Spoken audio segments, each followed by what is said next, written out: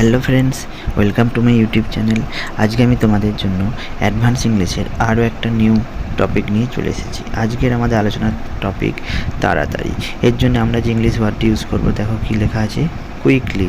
আর আমরা আমাদের দৈনন্দিন জীবনে এরকম সেন্টেন্স বলেই থাকি যে যা ভাবার তাড়াতাড়ি ভাবো, যা করার তাড়াতাড়ি করো।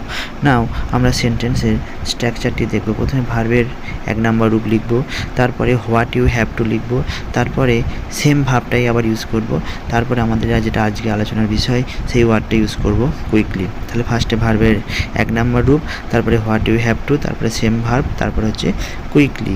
নাও ভালোভাবে বোঝার জন্য বেশ কিছু এক্সাম্পল দেখো। ফার্স্টেরটা লেখা আছে যা করার তাড়াতাড়ি করো। এটা কেমনভাবে বলবো, do what you have to do quickly. যা করার তাড়াতাড়ি করো, do what you have to do quickly. Next, যা বলার তাড়াতাড়ি বলো, speak what you have to speak quickly. যা বলার তাড়াতাড়ি বলো। এটাকে ইংলিশে ট্রান্সলেট করলে হবে speak what you have to speak quickly. Speak what you have to speak quickly. Next, যা কেনার তাড়াতাড়ি কেন, buy what you have to buy quickly.